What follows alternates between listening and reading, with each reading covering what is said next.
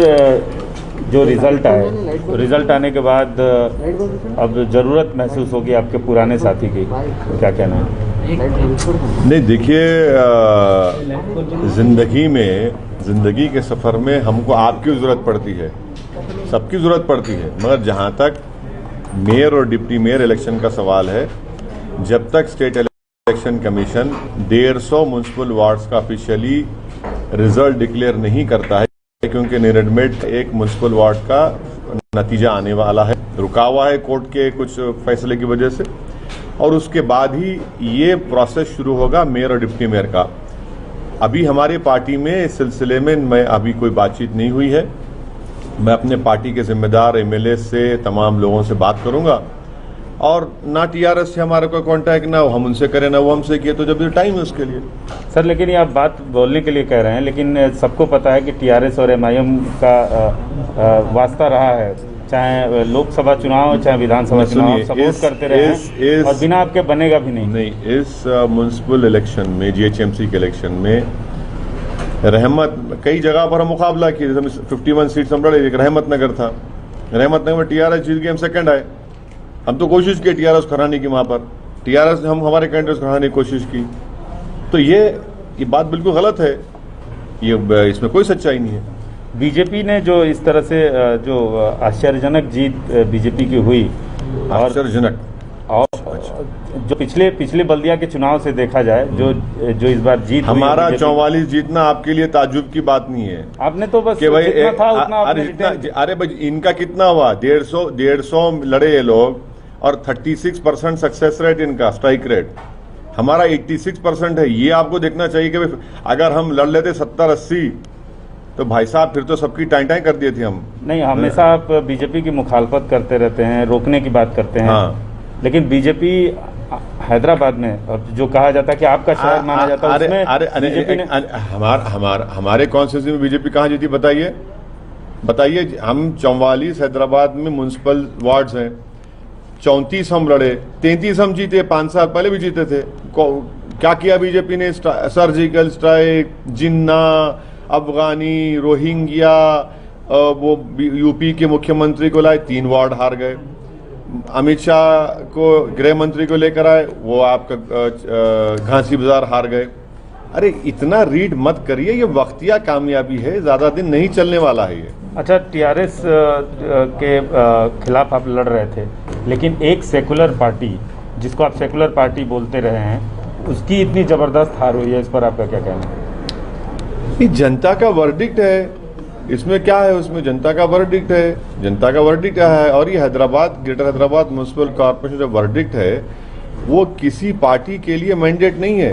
हैदराबाद की जनता ने ना एमआईएम को डिसाइसिव मैंडेट दिया, ना बीजेपी को दिया, ना टीआरएस को दिया। इस मैंडेट की इज्जत करना जरूरी है, इस मैंडेट को समझना जरूरी है।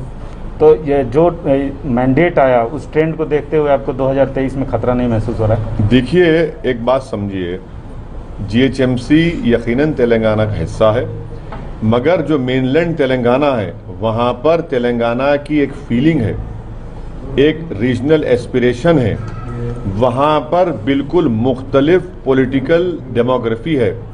और बहुत हद तक मैं ये समझता हूं कि केसीआर उन तमाम चीज़ों का एक रिफ्लेक्शन करता है, उनकी पार्टी नहीं। अगर आप बोलेंगे आप गलत कह रहे हैं, तो मैं आपको बता रहा हूं कि निजामाबाद म्यूनसिपल कॉरपोरेशन में 8-10 महीने पहले इलेक्शन हुए, जहां पर बीजेपी का सिटिंग एमपी है, वहां पर क्या मेयर बीजेपी का है, डिप्टी मेयर नहीं है। करीमनगर म्यूनसिपल कॉरपोरेशन के इंतखाबात हुए, इलेक्शन हुआ, वहां पर बीजेपी का स्टेट प्रेसिडेंट है, एमपी है, वहां पर बीजेपी का मेयर डिप्टी मेयर नहीं है। तो इसीलिए हम कह रहे हैं कि आप बहुत ज्यादा इसको रीड मत करिए, इस डिसीजन को।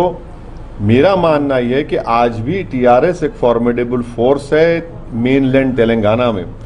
यकीनन जो नतीजा आया है, केसीआर को सोचना पड़ेगा कि क्यों ये नतीजा आया। और हमको यकीन है कि एक मंजेवे सियासतदान है, जिन्होंने अकेले अपनी इस पार्टी को खड़ा किया है, वो देखेंगे उस बातों को। मगर ये मेरा काम नहीं है कि मैं किसी के पार्टी के अंदरूनी मामलात में तबसरा करूं, उनको फैसला करना है, वो बेहतर जानते हैं कि क्या करना है नहीं करना। सर, ये क्या वजह है कि जब चुनाव होता है बीजेपी आपको आप पे अटैक करती है, आप बीजेपी पे अटैक करते हैं और वहाँ पे बीजेपी गेन कर जाती है। आपका फायदा या नुकसान नहीं होता है, अगर फायदा भी होता है या नुकसान भी होता है, लेकिन बीजेपी गेन करती है, क्या वजह है? कहाँ बीजेपी गेन की? और सुनिए, औरंगाबाद की जो MP सीट थी 22-23 साल शिवसेना के पास थी, इम्तियाज जलील हरा दिए, कांग्रेस नहीं हरा पाई थी। झारखंड में हम इलेक्शन लड़े, नहीं मिली कामयाबी, वहां बीजेपी नहीं जीती। अरे कितनी मिसालें दूंगा मैं आपको ऐसे। ये हमको बीजेपी से क्यों जोड़ते आप?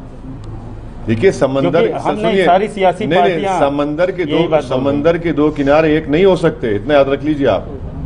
समंदर के दो किनारे कभी एक नहीं हो सकते। तो बंगाल में भी ऐसा ही होने वाला है सर, अब बीजेपी जीतेगी, आप चुनाव लड़ेंगे। अरे भाई, अगर मेरे लड़ने से एक तो कोई जीतेगा कोई हारेगा, मैं भी जीतूंगा ना।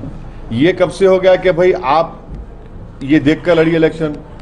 मैं भी हारा है, 7 सीट में हार गया, मेरे खिलाफ क्यों मैं बोलूं, शिकायत करूं, मैं छोटे बच्चे की तरह रहूं कि भाई 7 सीट में हार गया, क्यों लड़े मेरे खिलाफ? यही तो जमहूरियत की खूबसूरती है, यही तो जमहूरियत की खूबसूरती है। तो बंगाल के हमारे जिम्मेदारों से हमारी बातचीत होगी, उनसे पूरा बात करेंगे, फैसला लेकर आपको बताएंगे।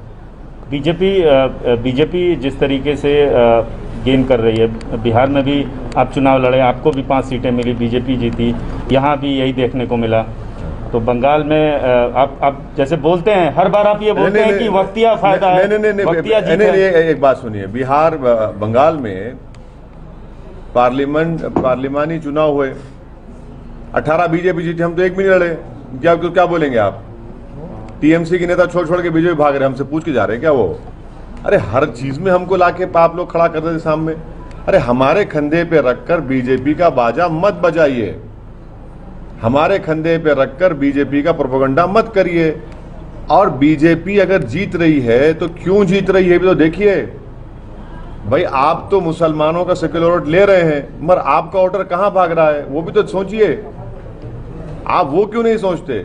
जिस दिन ये तमाम जो अपने आप को सेक्युलर कहते हैं वो इस चीज को सोचेंगे, समझेंगे, प्लान आउट करेंगे, तभी जाकर बीजेपी से मुकाबला कर पाएंगे। अगर ये दिन रात 24 घंटे से असदुद्दीन ओवैसी और एमआईएम करते रहेंगे तो कोई फर्क पड़ने वाला नहीं है। करते रहिए, आप हमारा नाम लेते रहिए, हम और आगे बढ़ते जाएंगे। यानी बीजेपी भी आगे बढ़ती जाएगी। अब बीजेपी आगे बढ़ रही है तो इनकी वजह से बढ़ रही है। बिहार में इतना एंटी इनकम्बेंसी था जेडीयू के खिलाफ, और अब वहां नहीं जीतते आप, तो इसका जिम्मेदार किसको देंगे आप? अरे भाई आप नहीं जीत पा रहे तो हमको आप इनकी वजह से हो, तो ठीक है, बोलिए, कोई बात नहीं। सर, हैदराबाद की जनता कब तक उम्मीद करे अपने नए मेयर? अभी तो ये तो प्रोसेस उसका है, उसका एक स्टैट्यूट है, एक्ट है, उसके मुताबिक जब एक्ट आएगा, लॉ आएगा तो फैसला होगा।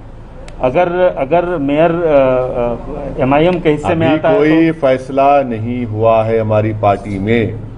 जब बातचीत होगी, फैसला होगा, जब वक्त आएगा तब आपको बताएंगे। बीजेपी एमएलए बस